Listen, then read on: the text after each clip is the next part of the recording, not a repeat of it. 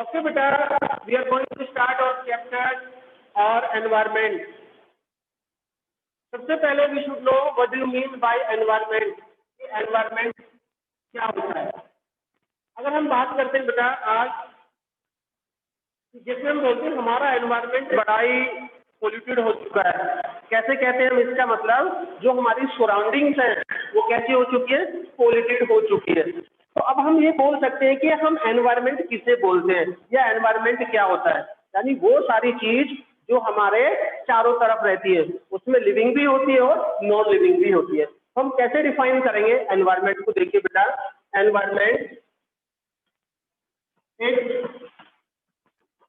Includes, क्या क्या चीज आती है इसके अंदर देखिए, और फिजिकल सराउंडिंग,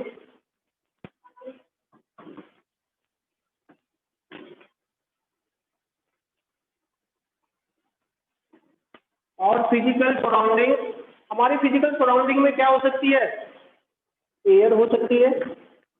एयर मीन्स जब हम एयर की बात करते हैं तो एयर में हम क्या बोलेंगे? एटमॉस्फेयर। क्या बोलेंगे?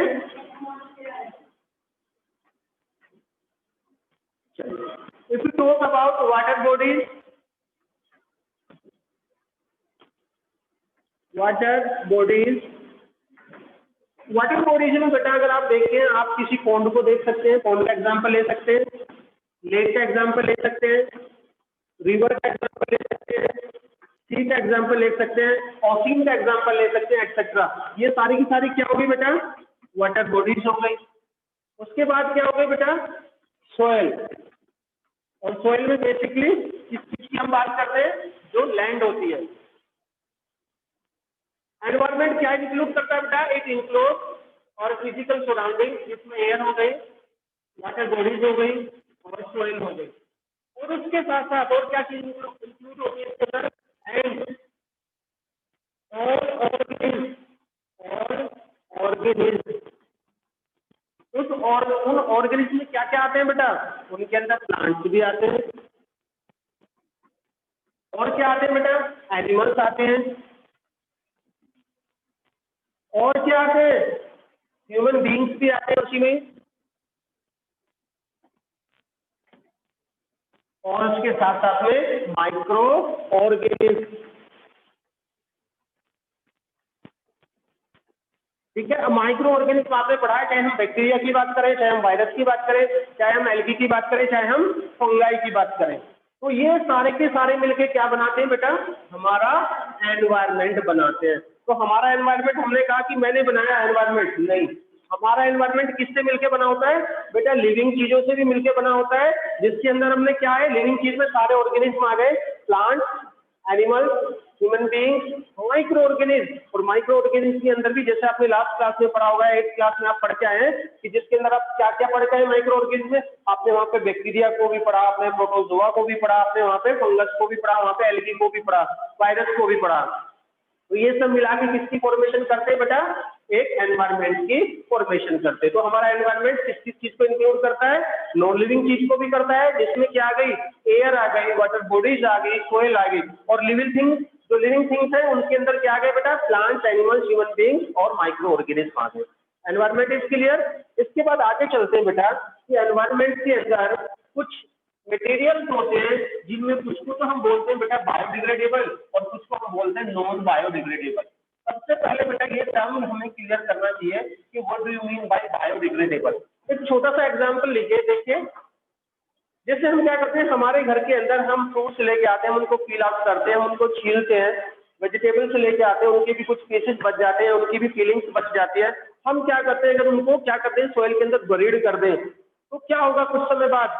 अगर हम कुछ समय बाद इसको जहां बरीड करते हैं वहां से देखते हैं बेटा, तो क्या वहां पे फिर आपको दिखाई देते हैं या कुछ समय बाद वो डिकम्पोज हो जाते हैं?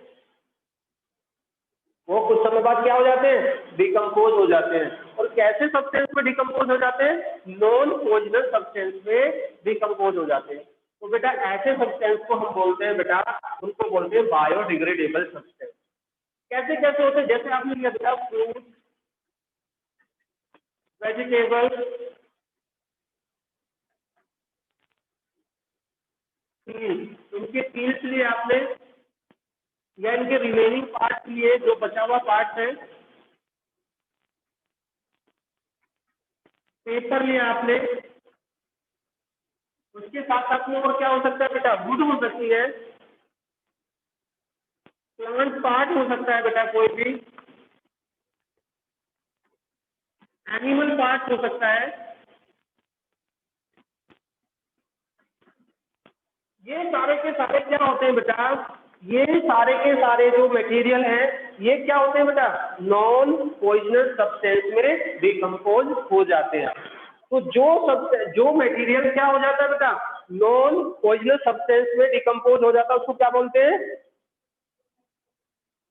उसको बोलते हैं biodegradable material.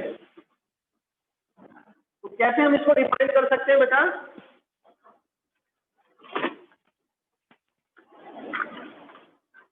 those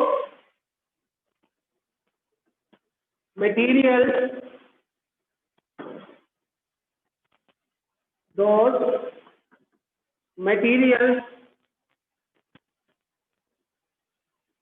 decompose into non-poisonous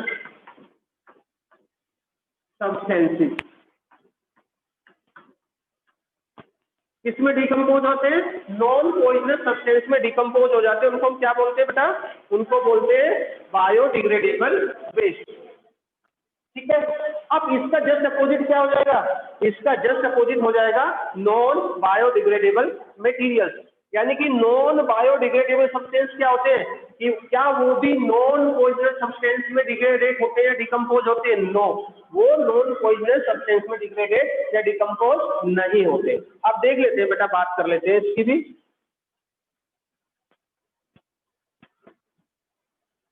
biodegradable waste के बाद हम बात कर लेते हैं नॉन बायोडिग्रेडेबल वेस्ट। ये क्या होते हैं बेटा, those materials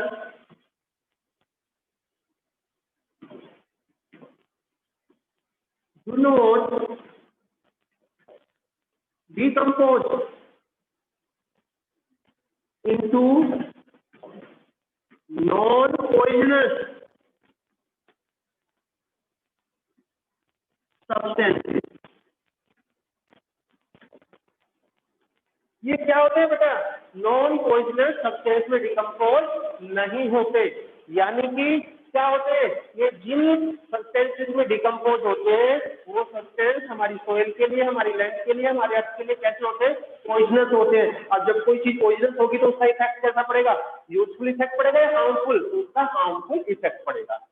अब देख लेते हैं क्या क्या चीज ऐसी आती है बेटा, बहुत सारे तो ऐसे केमिकल्स आते हैं। अगर हम बात करते हैं यहाँ पे प्लास्टिक की बात करते हैं बेटा, देखिए आपने लास्ट क्लासेस में भी पढ़ा है कि प्लास्टिक हमारे लिए थ्रेट बन गया है। आज हमें कितना, इससे बहुत ही बड़ा एक डेंजर हमारे लिए इसने क्रिएट कर दिया है, पॉलिथीन। इसके साथ में बेटा ग्लास आर्टिकल्स, ग्लास आर्टिकल भी क्या होते हैं, अगर आप उनको सॉइल में बरीड कर दें क्या वो डिकम्पोज हो जाएंगे, नहीं डिकम्पोज नहीं होंगे बेटा। इसके साथ साथ में बेटा और क्या हो सकते हैं, बहुत सारे मेटल आर्टिकल्स, बहुत सारे केमिकल्स हैं बेटा, जैसे डीडीटी, ये केमिकल होता है बेटा जो यूज किया जाता है, जिसको लेमन लैंग्वेज में क्या बोलते हैं, इसको गैमक्सीन भी बोलते हैं, इसको यूज किया जाता है बेटा।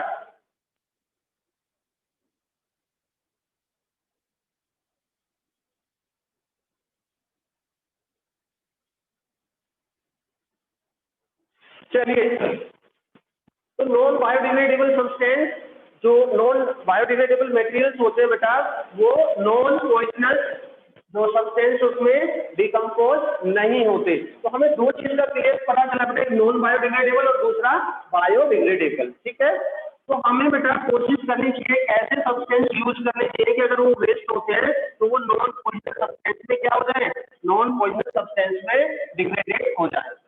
अब इसके बाद में एक टर्म होता है बेटा जिसको हम बोलते हैं इकोसिस्टम, और एनवायरनमेंट के अंदर हम एक टर्म और पढ़ते हैं जिसको बोलते हैं इकोसिस्टम। बेटा बात करते हैं इकोसिस्टम।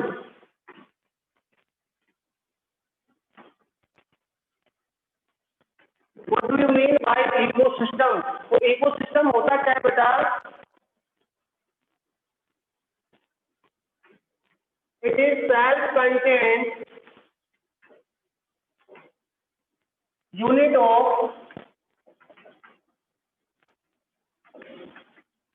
Living things.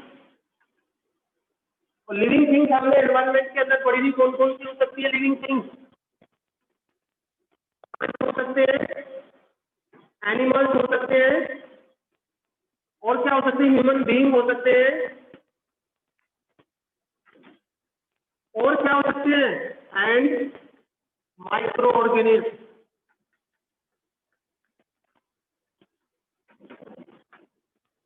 और उसके साथ क्या हो सकता है?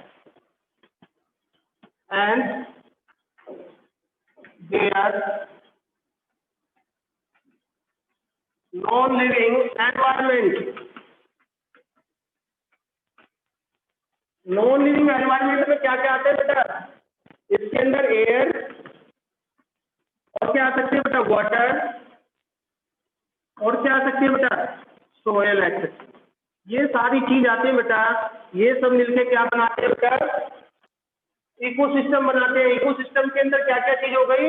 इकोसिस्टम के अंदर बेटा जो लिविंग थिंग्स है वो सारी लिविंग थिंग्स होगी, जिसमें प्लांट्स, एनिमल्स, ह्यूमन बीइंग्स और माइक्रो ऑर्गेनिज्म आ गए। और उसके साथ साथ में उनका जो नॉन लिविंग एनवायरनमेंट है उसके अंदर क्या आ गई? Air, water, soil etcetera. ये सारी की सारी चीज आ गई।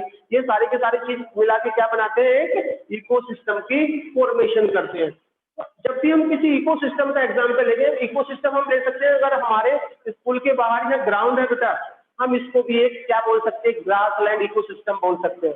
हमने सपोज करो एक छोटा सा पोंड देखा कहीं पे, उसके अंदर भी हम बात कर सकते हैं कि वो एक पोंड इकोसिस्टम हो सकता है। एक रिवर के अंदर भी इकोसिस्टम हो सकता है, एक लेक के अंदर भी इकोसिस्टम हो सकता है। इसके साथ साथ में अगर हम बात करते हैं सी के अंदर भी इकोसिस्टम हो सकता है, और ओशियन के अंदर भी एक इकोसिस्टम हो सकता है। तो उसके अंदर कैसे कैसे कंपोनेंट होते हैं उनकी भी हम बात करेंगे। इकोसिस्टम में क्या होता है बेटा? इकोसिस्टम किस किस से बनता है? इकोसिस्टम बनता है लिविंग थिंग्स के साथ साथ में नॉन लिविंग थिंग्स से। ठीक है, आगे चलते हैं बेटा। इसके कौन कौन से कंपोनेंट होते हैं इकोसिस्टम के, उनके बारे में बात कर लेते हैं।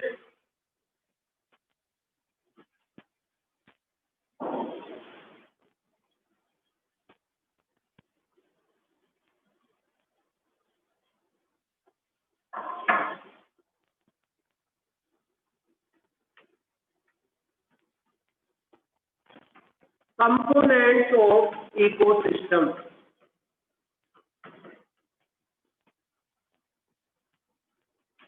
देखिए, तो इकोसिस्टम के कंपोनेंट उनको हम दो पार्ट में डिवाइड कर सकते हैं।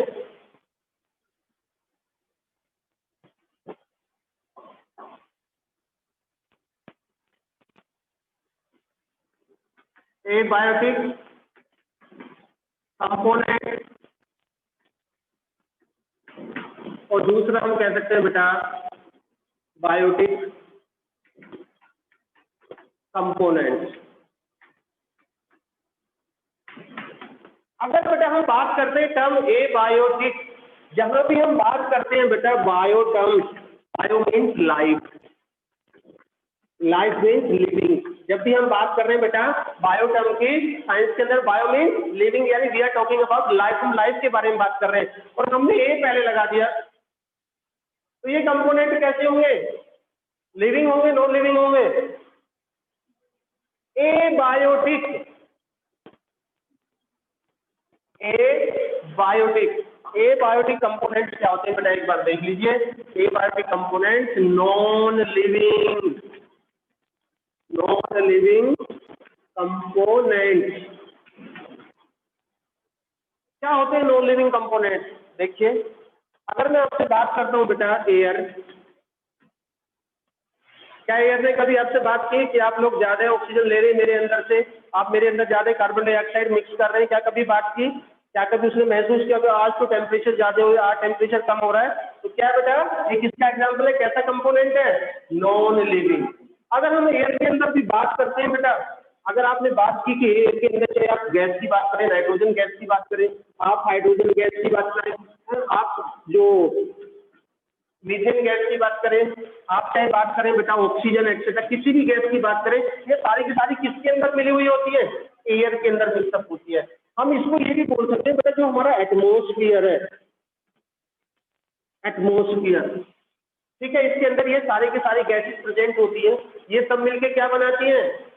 ये हमारा एटमोस्फियर फॉर्म करती है बेटा।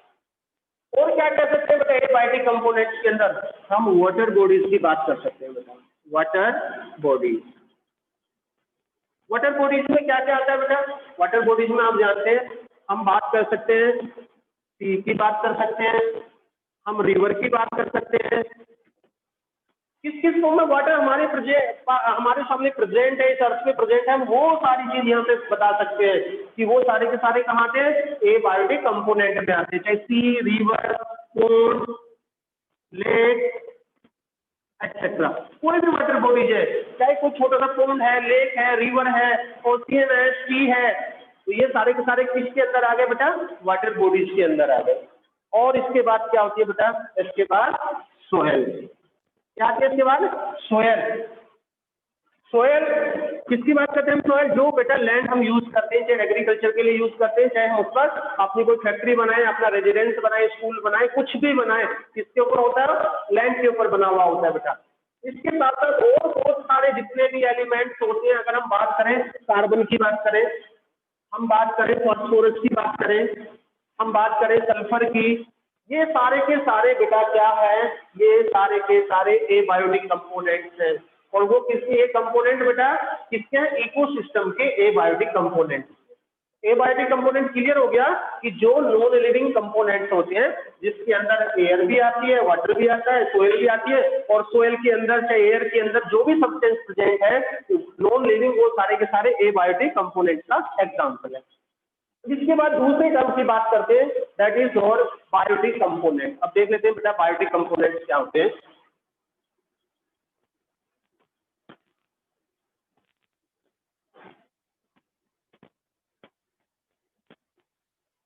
जहां हमने ए बायोटिक मीन नॉन लिविंग, तो बेटा भी बताओ बायोटिक कंपोनेंट्स कैसे होंगे? बायोटिक कंपोनेंट्स कैसे होंगे बताओ? Biotic components are living components, living components. अब हम बात करते हैं लिविंग कंपोनेंट्स कौन कौन से होते हैं।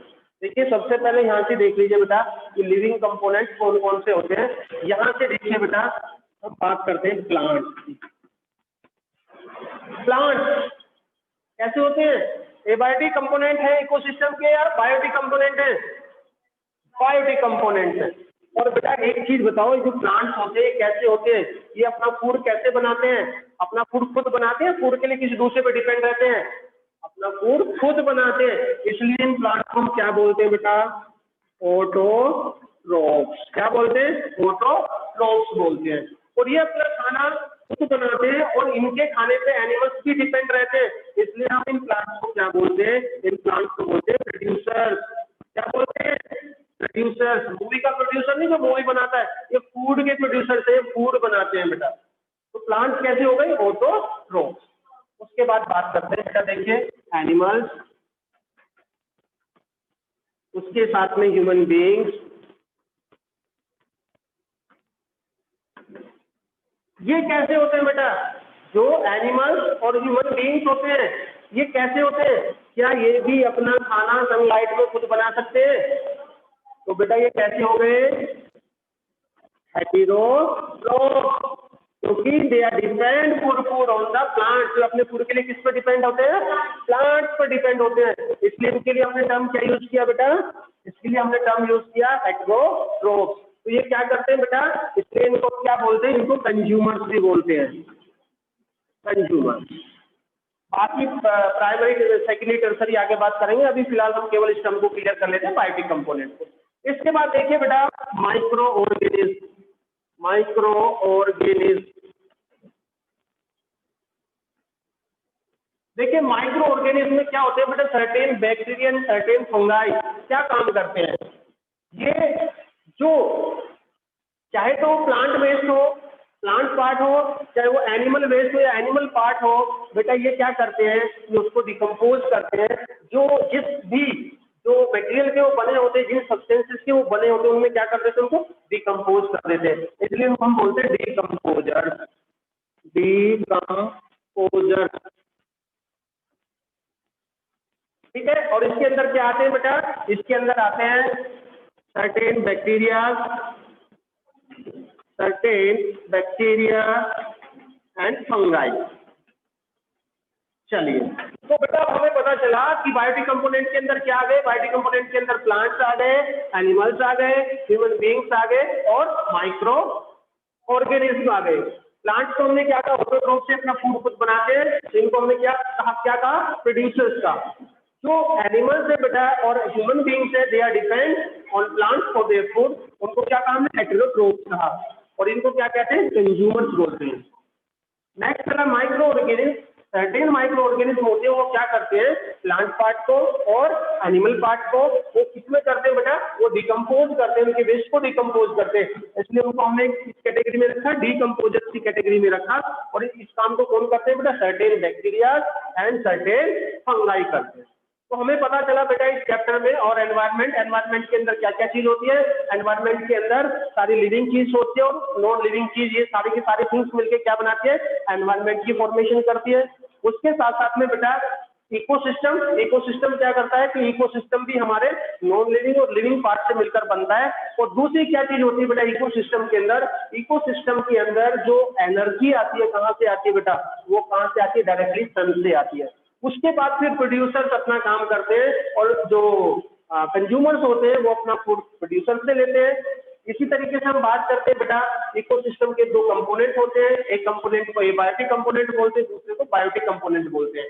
एबायोटिक कंपोनेंट के अंदर क्या आते हैं बेटा, सारी की सारी नॉन लिविंग थिंग्स आती है, जिसके अंदर हमने एयर की बात की, वाटर की बात की, सॉइल की बात की।